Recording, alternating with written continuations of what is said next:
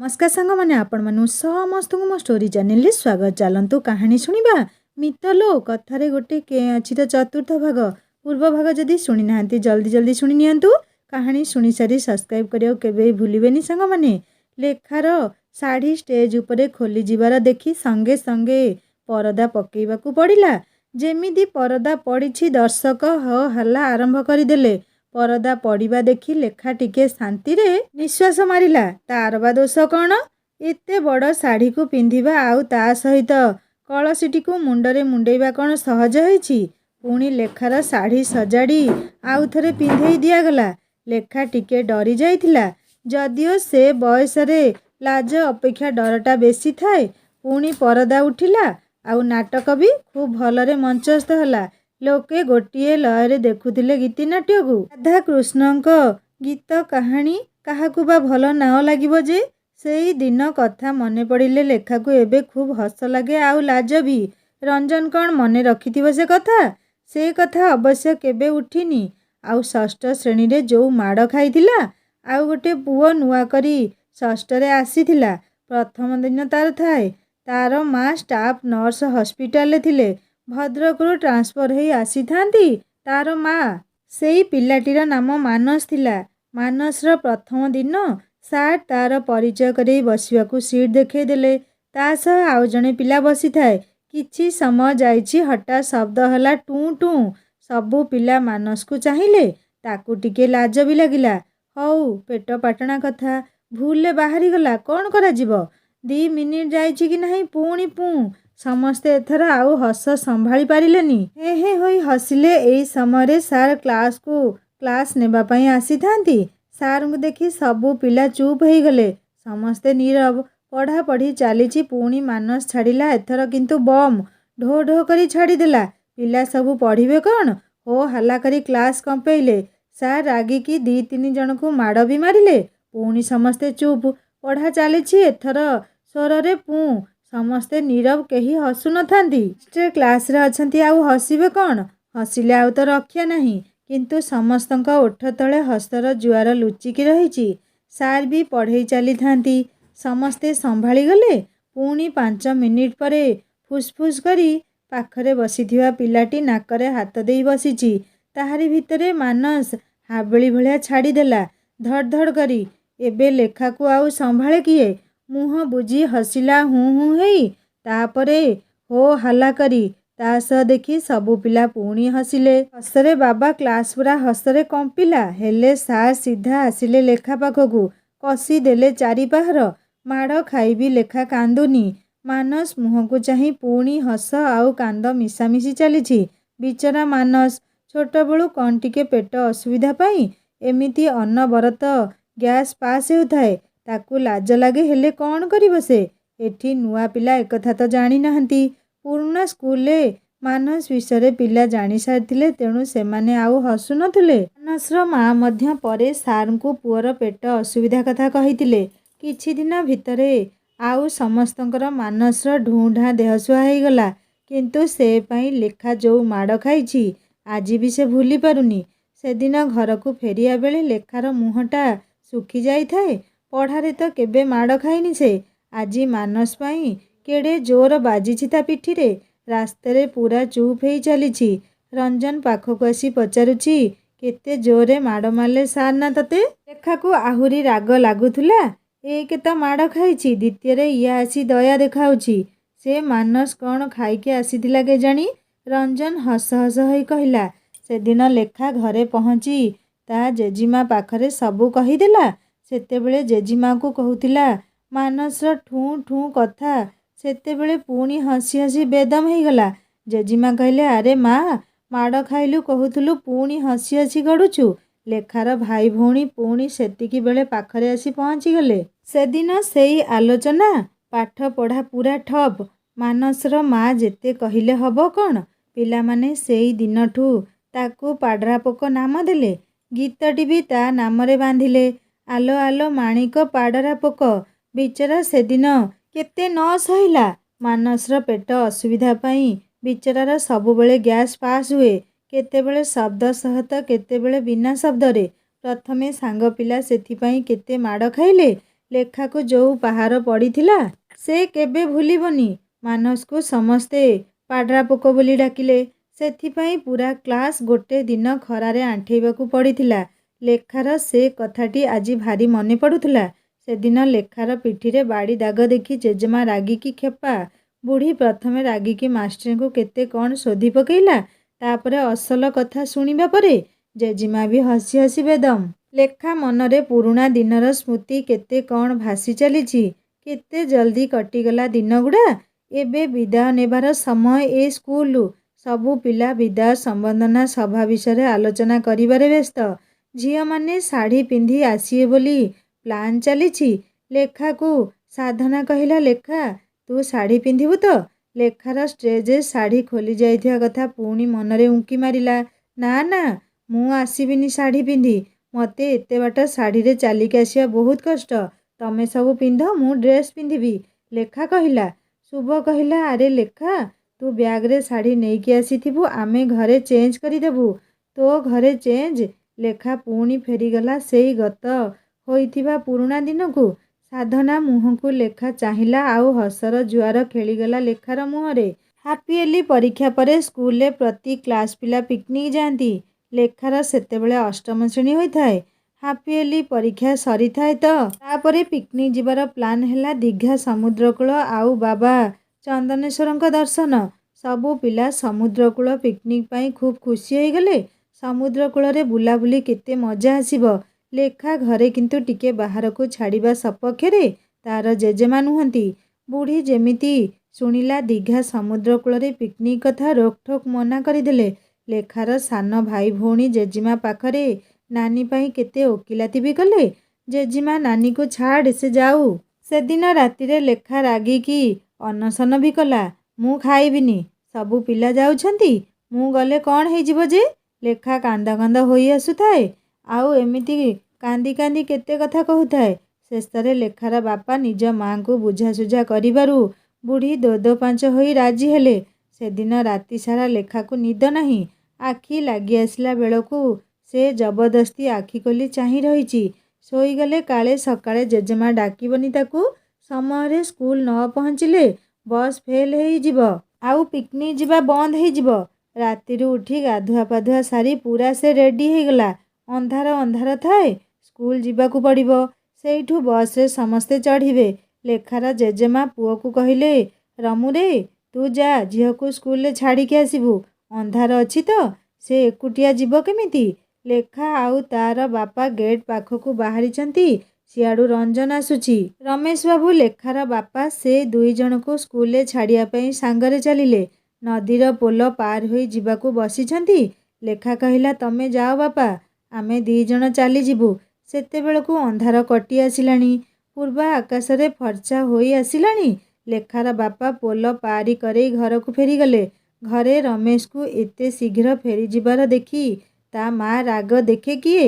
କୋଉଠି ଛାଡ଼ି ଆସିଲୁ ଝିଅକୁ? ସ୍କୁଲ ଯାଏ ଯାଇପାରିଲୁନି? ଆରେ ମା, ରଞ୍ଜନ ବି ସାଙ୍ଗରେ ଅଛି, ରାତି ପାହିଗଲାଣି, ସେମାନେ ଚାଲିଯିବେ।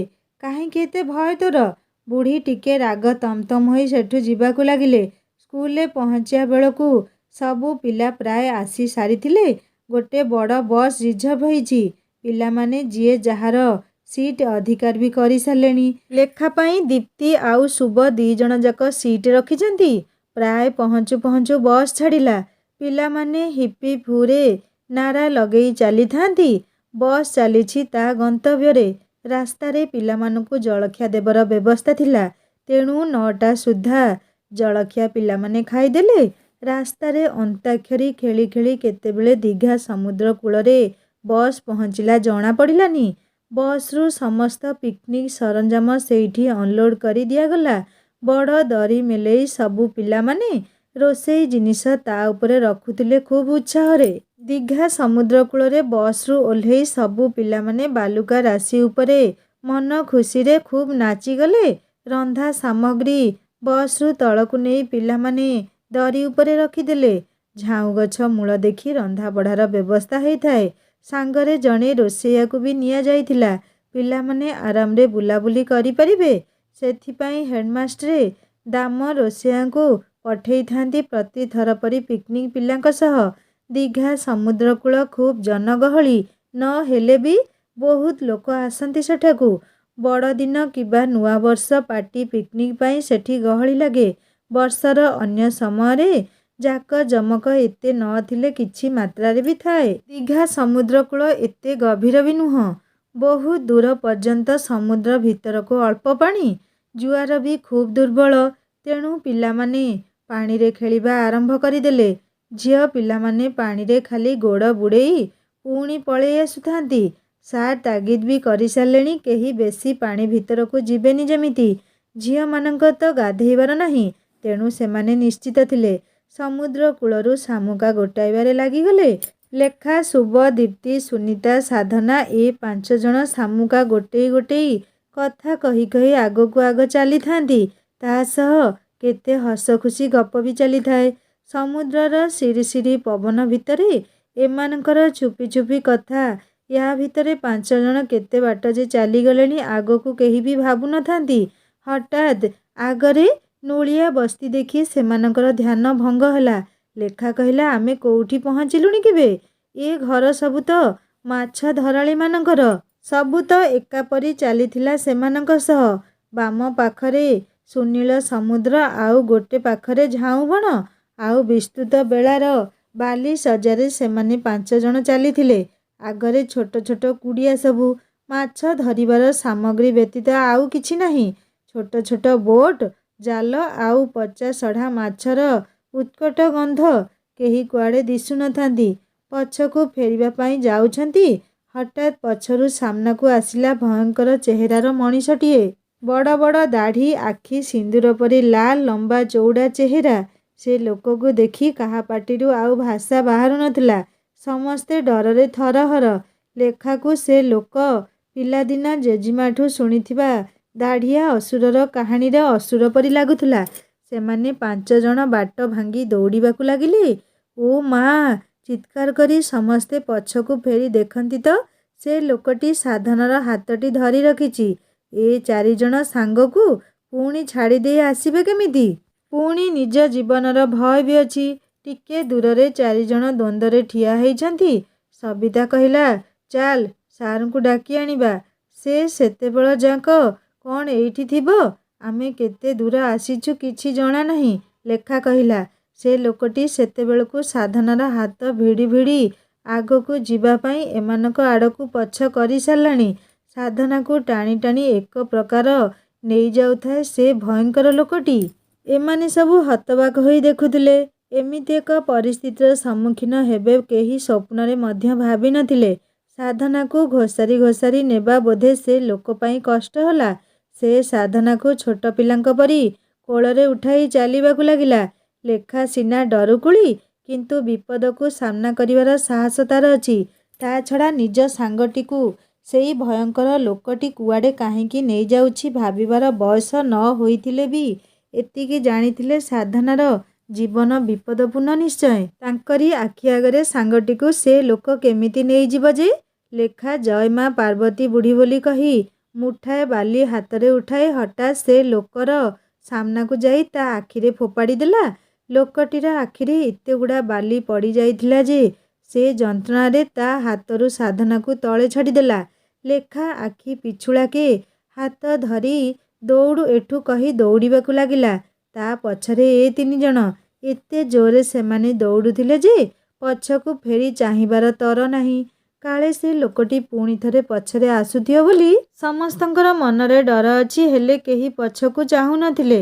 ବହୁତ ଦୂର ଦୌଡ଼ିବା ପରେ ଶୁଭ ପଛକୁ ଅନେଇ ଦେଖି କହିଲା, ଆରେ ସେ ଆଉ ଆସୁନି ପଛରେ। ଏବେ ଆଗରେ ବି ଲୋକମାନେ ଦେଖାଗଲେଣି। ଭୟ ଟିକେ ଦୂର ହେଲା। ସେଇଠି ବସି ପଡ଼ିଲେ 5 ଜଣ ଯାକ। ଲମ୍ବା ଲମ୍ବା ନିଶ୍ୱାସ ମାରିବା ପାଇଁ ପୁଣି ଉଠି ଚାଲିବାକୁ ଲାଗିଲେ।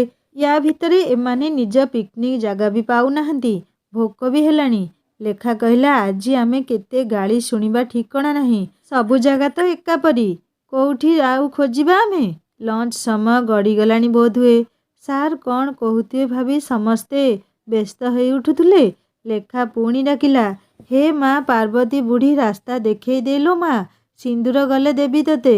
ଲେଖାଙ୍କ ଅଞ୍ଚଳରେ ମା ପାର୍ବତୀ ଠାକୁରାଣୀ ପ୍ରତ୍ୟକ୍ଷ ଦେବୀ ବୋଲି ସମସ୍ତଙ୍କର ବିଶ୍ୱାସ ଥିଲା। ଛୋଟବେଳୁ ଲେଖା ମନରେ ବିଶ୍ୱାସ, ତେଣୁ କିଛି ବିପଦ ଆସିଲେ ସେଇ ମା ପାର୍ବତୀଙ୍କୁ ଏମିତି ଡାକେ ଆଉ ସିନ୍ଦୁର ଲାଞ୍ଚ ଯାଚେ। ସେ ଭୟଙ୍କର ଲୋକଠୁ ରକ୍ଷା ପାଇ 5 ଜଣ ଯାକ ଶାନ୍ତିରେ ନିଶ୍ୱାସ ମାରିଲେ। ସେତେବେଳେ ସମସ୍ତଙ୍କୁ ଅନୁଭବ ହେଲା ଭୋକ ହେଉଛି ପେଟରେ। ରାସ୍ତାଟା କୋଉଠି କିଛି ଜଣା ବି ପଡ଼ୁନି। ସବୁ ତ ଏକାପରି। ଥକା ହୋଇ ନିରାଶରେ 5 ଜଣ ସେଇ ବାଲୁକା ଶଯ୍ୟାରେ ବସି ପଡ଼ିଲେ। ନୀଳ ଜଳରାଶି ଢେଉ ପରେ ଢେଉ ଭାଙ୍ଗୁଛି। ଝାଉଁ ବଣରୁ ଶିରଶିର ପବନ ବହି ଚାଲିଛି। ହେଲେ ଉପଭୋଗ ପରିବର୍ତ୍ତେ 5 ଜଣଙ୍କ ମନରେ ଭୟର ବତାସ ବହି ଚାଲିଛି। ଲେଖା କହିଲା, ଚାଲ ଖୋଜିବା ରାସ୍ତା। ଏମିତି ବସିଲେ କ'ଣ ମିଳିଯିବ? ସମସ୍ତେ ଉଠି ଲକ୍ଷ୍ୟହୀନ ଭାବରେ ଚାଲିବାକୁ ଲାଗିଲେ। ଲେଖା ମା ପାର୍ବତୀଙ୍କୁ ସୁମରଣା କରି କହିଲା, ହେ ମା ପାର୍ବତୀ ବୁଢ଼ୀ, ରାସ୍ତା ଦେଖେଇ ଦେଲୋ। ସିନ୍ଦୁର 2 ଡିବା ଦେବି ତତେ। ଏତିକି ତା ମୁହଁରୁ ସରିଛି କି ନାହିଁ। ସାମ୍ନା ପଟୁ ଆସୁଛି ପିଅନ ବାସୁ। ତାଙ୍କ ପିଣ୍ଡରେ ଯେମିତି ପ୍ରାଣ ପଶିଗଲା। ବାସୁକୁ ସାର୍ ପଠେଇଛନ୍ତି ଏମାନଙ୍କୁ ଖୋଜିବା ପାଇଁ। ବାସୁ ଭାଇଙ୍କୁ ଦେଖି 5 ଜଣ ଯାକ ଖୁସିରେ ଦୌଡ଼ିଲେ ତା ପାଖକୁ। କୁଆଡ଼େ ଥିଲ ତମେମାନେ? କେତେ ଖୋଜା ପଡ଼ିଲାଣି ତୁମମାନଙ୍କୁ। ବାସୁ ଟିକେ କ୍ରୋଧ ମିଶା ସ୍ୱରରେ କହିଲା, ବାଟ ଭୁଲିଗଲୁ ବାସୁ ଭାଇ। କ'ଣ ଆଉ କରିବୁ? ସାର୍ କ'ଣ ବହୁତ ରାଗିଛନ୍ତି ଆମ ଉପରେ? ଡରି ଡରି ଲେଖା ପଚାରିଲା। ହଁ, ସାର୍ ରାଗିବେନି? ତମେମାନେ ସେତେବେଳୁ ଆସିଛ, ଖାଇବା ବି ସରିଲାଣି। ଆଉ ଅଧିକ କିଛି ପଚାରିବା ଠିକ୍ ହେବନି ଭାବି ସେମାନେ ଚୁପଚାପ ବାସୁ ପଛରେ ଚାଲିବାକୁ ଲାଗିଲେ। ଲେଖା ସେମାନଙ୍କୁ ସାବଧାନ ବି କରିଦେଲା ଆଜିର ଘଟଣା ବିଷୟରେ କାହାରିକୁ କିଛି ନ କହିବା ପାଇଁ। କହିଲେ ଓଲଟା ନିଜକୁ ଗାଳି ଶୁଣିବାକୁ ପଡ଼ିବ। ସେମାନେ ଗୋଟିଏ ଆସନ୍ନ ବିପଦର ପ୍ରତୀକ୍ଷାରେ ଆଗକୁ ଚାଲିଲେ। ଯେମିତି ପିକନିକ୍ ସ୍ପଟରେ ପହଞ୍ଚିଛନ୍ତି, ଅନ୍ୟ ଝିଅମାନେ ଘେରିଗଲେ। କୁଆଡ଼େ ଚାଲିଗଲ ତମେମାନେ? କୋଉଠି ଥିଲ ଏ ଯାଏଁ? ଏମିତି କେତେ କ'ଣ ପ୍ରଶ୍ନରେ ଏମାନଙ୍କୁ ବ୍ୟସ୍ତ କରି ପକାଇଲେ। ସାର୍ କହିଲେ, କିରେ ଲେଖା, ଏମିତି ନ କହି କୁଆଡ଼େ ଚାଲିଗଲ? ଅଜଣା ଜାଗାରେ ଏମିତି ନ କହି ତମେମାନେ କେମିତି କୁଆଡ଼େ ବୁଲୁଛ ଯେ? ସାର୍, ବାଟ ଭୁଲିଗଲୁ। ଶୁଭ ଡରି ଡରି କହିଲା। କେତେ ଦୂର ଚାଲିଗଲ ଯେ ବାଟ ଭୁଲିଗଲ? ସାର୍ ଚଷମା ତଳୁ ଆଖି ଦେଖେଇ ପଚାରିଦେଲେ। ଏମାନଙ୍କର କାନ୍ଦ କାନ୍ଦ ମୁହଁ ଦେଖି ସାର୍ ଆଉ କିଛି କହିଲେନି। ହଉ ଯାଅ, ମୁହଁ ହାତ ଧୋଇ ଖାଇବ ଯାଅ। ଏତେ ଡେରିରେ ଖାଇବାକୁ ମିଳିବ ବୋଲି ସେମାନେ ଆଶା ଛାଡ଼ି ଦେଇଥିଲେ। ପିଲା ସବୁ ଖାଇସାରିଥିଲେ। କେବଳ ସାର୍ ଆଉ ଯୋଉ ପିଲାମାନେ ଦିଆନିଆ କରୁଥିଲେ ସେମାନେ ଖାଇ ନଥିଲେ। ଏମାନେ 5 ଜଣ, ସାର୍ 3 ଜଣ ଆଉ ରଞ୍ଜନ ମଧ୍ୟ ଖାଇ ନଥିଲା। ସେ ବି ଦିଆନିଆରେ ସାହାଯ୍ୟ କରୁଥିଲା। ସେ ବି ବସିଲା ଖାଇବାକୁ। ଖିଆପିଆ ସରିଲା ବେଳକୁ 5ଟା ବାଜିଲାଣି। ସେଦିନ ସନ୍ଧ୍ୟାରେ ବୁଲିଯିବାର ପ୍ରୋଗ୍ରାମ ଅଛି। ପୁରା ଦୀଘା ସହର ଯାହା କିଛି ଦେଖିବାର ଅଛି। ଡେରି ହେଲାଣି। ଏବେ ସମସ୍ତେ ଶୀଘ୍ର ଶୀଘ୍ର ଯାଇ ବସରେ ବସ। ସାର୍ କହିଲେ। ଭାତ ଖିଆ ସରିଛି। ପଇଡ଼ବାଲା ପାଖରୁ ସମସ୍ତେ ପଇଡ଼ ବି ପିଇଲେ। ସବୁ ପିଲା ବସରେ ଯାଇ ଜଲ୍ଦି ଜଲ୍ଦି ସିଟ୍ରେ ବସିଗଲେ। ଗୋଟେ ବଡ଼ ଦେବୀ ମନ୍ଦିର ଯିବାର ପ୍ଲାନ୍ ଅଛି। ବସ୍ ଚାଲିଛି। ଏ 5 ଜଣ ବସ୍ର ଶେଷ ସିଟ୍ରେ ବସିଲେ। ଘଟି ଯାଇଥିବା କଥାକୁ ବିଶ୍ଳେଷଣ କରିବା ପାଇଁ ଆଉ କୋଉ ପିଲା ନ ଜାଣିବା ବି ଦରକାର। ଜଣେ ଯଦି ଜାଣିଲା, ସାର୍ଙ୍କ ପାଖକୁ କଥା ଯିବାରେ ଡେରି ଲାଗିବନି। ଅଧଘଣ୍ଟା ଯାଇଛି କି ନାହିଁ। ସାଧନା ମୁହଁ ବିକୃତ କରିବାରେ ଲାଗିଛି। କ'ଣ ହେଲା? ଧୀରେ ସେ ଲେଖା ପଚାରିଲା। ଜୋରରେ ଲାଗୁଛି ରେ। ସାଧନା ପେଟଟାକୁ ମୁଠେଇ ଧରି କହିଲା। ହେ, 1 ନା 2? ଲେଖା ଶୁଭ ଏକା ସାଙ୍ଗରେ ପଚାରିଲେ। 2। ଚାପିକି ରଖ। ଏଠି କୁଆଡ଼େ ଯିବୁ? ରାସ୍ତା ସାରା ପା ଲୋକ। ବସ୍ ଠିଆ ହେଲେ ବି କୁଆଡ଼େ ଯିବାର ସୁବିଧା ଦିଶୁନି। ଟିକେ ସମ୍ଭାଳି ନେ। ସାଧନା ଦୁଃଖୀ ହୋଇ କହିଲା। ଲେଖା, ଆଉ ହବନି। ପେଟକୁ ଜୋରରେ ମାରିଲାଣି ଲୋ, ମରିଯିବି। କ'ଣ ବହୁତ ଜୋରରେ ଲାଗୁଛି? ଦୀପ୍ତି ପଚାରିଲା। ଅନ୍ୟମାନେ ଯେ ଯାହାର କାମରେ ବ୍ୟସ୍ତ। ଅଧା ପିଲା ତ ଶୋଇ ପଡ଼ିଲେଣି। ଏମାନଙ୍କର ତ ଏଇ ପାଲା ଚାଲିଛି। ଲେଖା ବହୁତ ଜୋରରେ। ଆଉ ହବନି ଲୋ କହି ଧୀରେ ଧୀରେ କାନ୍ଦିବାକୁ ଲାଗିଲା ସାଧନା। ରହ ରହ, ମୁଁ ଭାବେ ଟିକେ କ'ଣ ଉପାୟ କରିବା। ଲେଖା ତାକୁ ସାନ୍ତ୍ୱନା ଦେଉଥିଲା। ହେଲେ ସେ ଏମିତି ଜିନିଷ ସାନ୍ତ୍ୱନାରେ କ'ଣ ରୋକିବା ସମ୍ଭବ? ବେଳୁ ବେଳ ସାଧନାର ଅବସ୍ଥା ଆହୁରି ଦୟନୀୟ ହେଉଥାଏ। ଶେଷରେ ଲେଖାକୁ ବୁଦ୍ଧିଟିଏ ବି ଦିଶିଲା। ତା ବ୍ୟାଗରେ ବଡ଼ ଶାଢ଼ୀ ପଲିଥିନ୍ଟିଏ ଥିଲା। ସେଇଟା ବାହାର କରି ସାଧନାକୁ ଦେଇ କହିଲା, ଆଉ ଉପାୟ ନାହିଁ। ଆମେ ସିଆଡ଼େ ମୁହଁ କରୁଛୁ। ତୁ ଝରକା ପାଖରେ ୟା ଭିତରେ କରିଦେ। ତାପରେ କାମ ସରିଲେ ଦେଖିବା ଆଉ। ସାଧନାକୁ ଏତେ ଜୋରରେ ଲାଗୁଥିଲା ଯେ ସେ ଆଉ ନାଁ ବି କହିପାରିଲାନି। ଶେଷ ସିଟ୍ ହେଇଥିବାରୁ ସାଧନାକୁ ଟିକେ ସୁବିଧା ହେଲା। ସେ ପଲିଥିନରେ ପୂରା ପେଟ ଖଲାସ କରିଦେଲା। ବସ୍ ଭିତରେ ଏତେ ଗନ୍ଧ, କ'ଣ ହଠାତ୍ ହେଲା ବୋଲି ସମସ୍ତେ ନାକ ବନ୍ଦ କରି ଧରିଥାନ୍ତି। ଅଧା ପିଲା ତ ଶୋଇକି ଘୁଙ୍ଗୁଡ଼ି ମାରୁଛନ୍ତି। ତାଙ୍କୁ ଗନ୍ଧ ବାସରେ କି ଯାଏ ଆସେ? ଏବେ ସିନା ପେଟ ଉଶ୍ୱାସ ହେଇଗଲା, ହେଲେ ଜିନିଷକୁ ବି ଠିକଣାରେ ଲଗେଇବାର ଅଛି। ବଡ଼ ପଲିଥିନଟା ପୂରା ଫୁଲ। ଲେଖା କହିଲା, ଆବେ ଗନ୍ଧ ହେଉଛି ତା ମୁହଁ ବାନ୍ଧେ, ନହେଲେ ସମସ୍ତେ ଏଇଠିକୁ ପଳେଇ ଆସିବେ କ'ଣ ହେଲା ବୋଲି। ଏବେ ସାଧନାକୁ ଲାଜ ଲାଗିଲା। ଛି ଛି, କ'ଣ ହେଲା?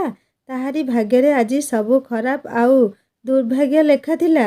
ସାଧନା ପଲିଥିନ ମୁହଁରେ ନିଜ ମୁଣ୍ଡ ରବର ବ୍ୟାଣ୍ଡ କାଢ଼ି ଟାଇଟ୍ରେ ବାନ୍ଧିଦେଲା। ଏତିକି ବେଳେ ସାର୍ କ'ଣ ପାଇଁ ପଛକୁ ଆସୁଥିଲେ।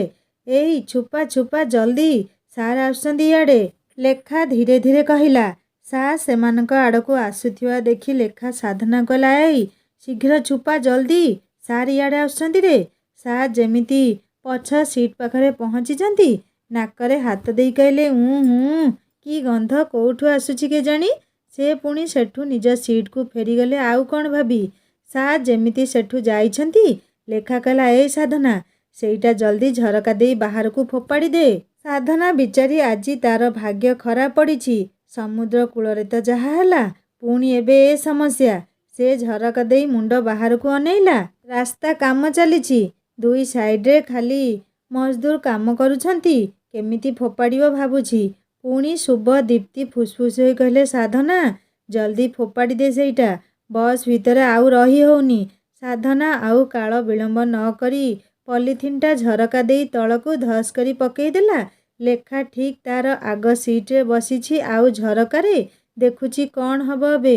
ପଲିଥିନ ଯେମିତି ତଳେ ପଡ଼ିଛି, ସେଇ କାମ କରୁଥିବା ସ୍ତ୍ରୀ ଲୋକମାନଙ୍କ ଭିତରୁ ଜଣେ ସେଇଟାକୁ ଉଠେଇଲା। ଏତକ ଦେଖି ଲେଖା ଆଉ ମୁହଁ ପୋତି ହସିବାରେ ଲାଗିଲା। ସେ ଖାଲି ତାର ପର ଦୃଶ୍ୟ କଳ୍ପନା କରୁଥିଲା।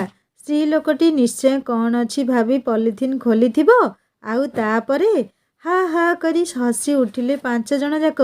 ସେମାନଙ୍କ ହସରେ ବସ୍ରେ ଶୋଇପଡ଼ିଥିବା ପିଲାମାନେ ବି ଉଠି ପଡ଼ିଲେଣି କ'ଣ ହେଲା ବୋଲି। ଏତେ ଜୋରରେ ହସର ଜୁଆର ଛୁଟୁଥିଲା। ଲେଖାକୁ ତ ସେଇ ପଲିଥିନ ଉଠେଇଥିବା ସ୍ତ୍ରୀ ଲୋକ କଥା ମନେ ପଡ଼ି ହସ ଲାଗୁଥିଲା। ଓହୋ, ଏମିତି ବି ହୁଏ। ବସ୍ ଠିକ୍ ସମୟରେ ମନ୍ଦିର ପାଖରେ ପହଞ୍ଚିଲା। ସବୁ ପିଲା ଦର୍ଶନ ପାଇଁ ଚାଲିଲେ। ହେଲେ ସାଧନା ଯିବ କେମିତି? ସେ ସେମିତି ବସ୍ରେ ବସିଥିଲା। ସାର୍ ପଚାରିଲେ, ତୁ କାହିଁକି ଯିବୁନି? ସେ କିଛି କହିବା ଆଗରୁ ସାର୍ କ'ଣ ବୁଝିଲେ କେଜାଣି, କହିଲେ, ହଉ ଠିକ୍ ଅଛି, ଭିତରୁ ବନ୍ଦ କରିକି ବସ। ମନ୍ଦିର ଆଉ ଗୋଟେ ଦୁଇଟା ଜାଗା ବୁଲାବୁଲି କରି ପୁଣି ସେମାନେ ଗେଷ୍ଟ ହାଉସ୍ ଫେରିଲା ବେଳକୁ ରାତି 9ଟା। ଖିଆପିଆ ସାରି ପୁଣି ଘରକୁ ଫେରିବା ପାଇଁ ସମସ୍ତେ ରେଡ଼ି ହେଉଥିଲେ। ସେତେବେଳକୁ ସମସ୍ତେ ଥକି ବି ଯାଇଥିଲେ ମଧ୍ୟ। ହେଲେ ରାତିରେ ରହିବାର କୌଣସି ପ୍ଲାନ୍ ନାହିଁ। ତେଣୁ ସେଇ ରାତିରେ ଘରକୁ ଫେରିବାର ଅଛି। ବସ୍ରେ ସବୁ ନିଦ ନିଦ ଅଳସୁଆ ଆଖିରେ ବସିଲେ। ଆସିବା ବେଳେ କେତେ ଖୁସି ଗପ ଆଉ ଅନ୍ତାକ୍ଷରୀ। ଏବେ ଫେରିବା ବେଳକୁ ସବୁ ଓଲଟା। ଖାଲି ଗୀତ କ୍ୟାସେଟ୍ ଲଗେଇ ବସ୍ ପୁଣି ଫେରନ୍ତା ପଥରେ ଚାଲିଲା। ପଛ ସିଟ୍ରେ ସେଇ 5 ଜଣ, ସାଧନା, ସବିତା, ଦୀପ୍ତି, ଶୁଭ ଆଉ ଲେଖା। ରାତି ପ୍ରାୟ 10ଟା ପାଖାପାଖି ହେବ। ଲେଖାକୁ କେମିତି ଅଡ଼ୁଆ ଅଡ଼ୁଆ ଲାଗିଲା। ସେ କ'ଣ ବୋଲି କିଛି ବୁଝିପାରୁନଥିଲା। ବସ୍ ଚାଲିଛି ଫେରନ୍ତା ବାଟରେ। ଦୀଘା ବେଳାଭୂମିରେ ଘଟିଥିବା ଘଟଣାକୁ ପଛରେ ପକେଇ ପିଲାମାନେ ବି ଘରମୁହାଁ ହେଲେଣି। ସାଧନାର ତ ଯାହା ଦୁର୍ଦ୍ଦଶା ଭୋଗିବାର ଥିଲା ହେଲା। ଆଉ ଲେଖା ପାଇଁ 2 ଥର ଯାକ ସେ ବଞ୍ଚିଗଲା। ଲେଖା ଯଦି ସେ ଲୋକ ଆଖିରେ ବାଲି ଫୋପାଡ଼ି ନଥାନ୍ତା, ତାହେଲେ କ'ଣ ହେଇଥାନ୍ତା, ସେଇ କଥା ଏବେ ରହି ରହି ସାଧନା ଭାବୁଛି। ସେ ଲେଖାକୁ ଅନେଇଲା କ'ଣ କହିବ ବୋଲି। ଏବେ ଲେଖାର କ'ଣ ଗୋଟେ ହେଇଛି ବୋଧେ। ମୁହଁର ଭାବ ସମ୍ପୂର୍ଣ୍ଣ ଅଲଗା। ଭୟ, ଆଶ୍ଚର୍ଯ୍ୟ ଭାବ ମିଶାମିଶି ଥିଲା। ପାଖରେ ନିଦରେ ଢୁଳଉଥିବା ଶୁଭକୁ ହଲେଇ ଉଠେଇଲା। ଶୁଭ ନିଦରେ କହିଲା, ଆରେ ଶୋଇବାକୁ ଦେ, ଆଉ ଥରେ ଲାଗୁଛି କି? ଆରେ ଲେଖାକୁ ଦେଖେ, କାନ୍ଦିଆ ପରିଆ କ'ଣ ଦିଶୁଛି। ଶୁଭ ଟିକେ ଏମାନଠୁ ସବୁଥିରେ ବଡ଼। ଶୁଭ ଲେଖାକୁ ପଚାରିଲା, ତୋର ପୁଣି କ'ଣ ହେଲା ଲେଖା? ଲେଖା କହିଲା, କିଛି ନାହିଁ। ଶୁଭ ଲେଖାର ଡ୍ରେସ୍କୁ ଅନେଇ ସବୁ ବୁଝିପାରିଲା ପ୍ରଥମ ଥର। କ'ଣ? ତୁ ଯୋଉ ପାଇଁ ମନ ଦୁଃଖ କରି ବସିଛୁ। ହଁ, ଇଏ କ'ଣ? ଆରେ ସମସ୍ତଙ୍କର ହୁଏ। ମାସକୁ ମାସ ଆସିବ। ତୁ ଚିନ୍ତା କରନା, ଆମ ଘରେ ମୁଁ ସବୁ କହିଦେବି। ଲେଖାକୁ ଖାଲି ଚିନ୍ତା ଥାଏ କେମିତି ଘରେ ପହଞ୍ଚିବ। ସାଧନା କଥାରେ ସେ ବହୁତ ହସିଥିଲା। ଆଉ ଏବେ ଭଗବାନ ତାକୁ ଏମିତି। ବସ୍ ଭୋର ଭୋର ସ୍କୁଲ ପାଖରେ ପହଞ୍ଚିଲା। ସବୁ ପିଲା ସାର୍ ତଳକୁ ଗଲା ପରେ ଲେଖା ଆଉ ଶୁଭ ବସ୍ରୁ ଓହ୍ଲେଇ ଚାଲିବାକୁ ଲାଗିଲେ। ଲେଖା ଶୁଭ ପଛେ ପଛେ ଯିବାକୁ ବସିଛି। ରଞ୍ଜନ ପଛରୁ ଡାକିଲା, ସିଆଡ଼େ କୁଆଡ଼େ ଯାଉଛୁ? ଘରକୁ ଯିବୁନି କି ଲେଖା? ତୁ ଯା, ମୁଁ ପରେ ଆସିବି। ତୋ ଜେଜିମା ମୋତେ କ'ଣ ରଖେଇ ଦେବେ? ତୁ ଆସିଲୁ। ମୋ ଲେଖା କୁଆଡ଼େ ଗଲା କହ? ସାଙ୍ଗରେ ତ ଯାଇଥିଲା। ତୋ ଜେଜେମା ତ ଏବେ ରାସ୍ତାରେ ବସିଥିବେ। ଲେଖା ଭାବିଲା ରଞ୍ଜନ ମିଛ କହୁନି। ରଞ୍ଜନ ଏକୁଟିଆ ଫେରି ଯିବାର ଦେଖିଲେ ଜେଜେମା ପ୍ରଶ୍ନ ପଚାରି ଆକୁ ରଖେଇ ଦେବନି। ଲେଖା ଘର ପାରି ହେଇ ରଞ୍ଜନ ତା ଘରକୁ ତ ଯିବ। ବାରିପଟେ ଜେଜେମା ନିଶ୍ଚୟ ବସିଥିବ। ମୁଁ ମୋ ବ୍ୟାଗ୍ ଛାଡ଼ିକି ଆସିଛି ଶୁଭ ଘରେ, ନେଇକି ଆସେ, ତୁ ଟିକେ ରହ, କହି ଲେଖା ଏକ ପ୍ରକାର ଶୁଭ ଘର ମୁହାଁ ଦୌଡ଼ିଲା। ପଛେ ପଛେ ଶୁଭ। ଲେଖାକୁ ସବୁ ଶିଖେଇ ତାର ସମସ୍ତ ବ୍ୟବସ୍ଥା କରି ଶୁଭ ତାକୁ ପୁଣି ରଞ୍ଜନ ଛିଡ଼ା ହେଇଥିବା ଜାଗାକୁ ଛାଡ଼ିବାକୁ ଆସିଲା। ରାସ୍ତାରେ ଲେଖା ଏକ ପ୍ରକାର ଚୁପଚାପ ଥିଲା। କ'ଣ ହେଲା ତୋର? କିଛି ନାହିଁ। ଏକ ପ୍ରକାର ଚିଡ଼ି ଚିଡ଼ି ହୋଇ ଲେଖା କହିଲା, ରାଗୁଛୁ କ'ଣ ପାଇଁ ଯେ? କିଛି ନାହିଁ ପରା। ତମେ 5 ଜଣ କୁଆଡ଼େ ପଳେଇଥିଲ?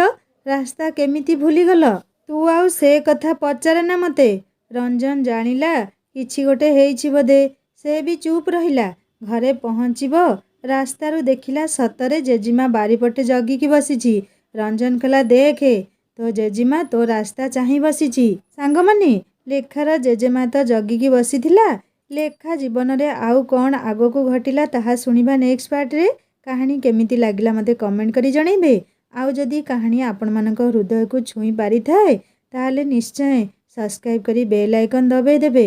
ରହୁଛି, ଦେଖାହେବା ପୁଣି ନେକ୍ସଟ ପାର୍ଟରେ। ନମସ୍କାର, ଜୟ ଜଗନ୍ନାଥ।